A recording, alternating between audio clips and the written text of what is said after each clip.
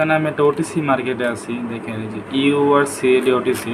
এখানে একটা লাইন যেটাকে অনেকবার ব্রেক করার চেষ্টা করছে বাট করে নাই। এখানে এসে কি হইলো, একটা স্ট্রং বুলিশ মুভমেন্টে এখানে একটা রেড ক্যান্ডেল হঠাৎ দিয়ে দিছে। তো এখন ওটিসি মার্কেট জানেননি সবাইকে থাপ্পড় দেয়, থাপ্পড় দেওয়ার জন্য এই কাজ করে। তো মার্কেট কী করলো, এখান থেকে অনেক একটা বুলিশ মুভমেন্ট দিয়ে এখানে একটা রেড ক্যান্ডেল দিয়ে মানুষকে বোঝালো যে এখন ট্রেন্ড রিভার্স করবে।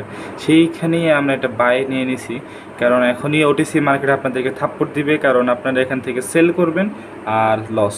তো এখান থেকে আমি একটা বাই নিয়ে নিছি। তো লেটস সি কী হয়। আর যদি বলেন আমি এটা $1 কেন নিয়েছি, আসলে আমার ক্যাপিটাল কম। আমি সত্যি কথা বলে দিই, আপনাদের $100 ডিপোজিট করছি। তো আমি এখান থেকে রিস্ক ম্যানেজমেন্ট করে $1 করে ট্রেড দিতেছি, কারণ 1% হয়। তো 1% করে ট্রেড নিতেছি। তো এইভাবেই আমরা প্রফিট করতে থাকবো অল্প অল্প করে, দেন এটা আমাদের প্রফিট।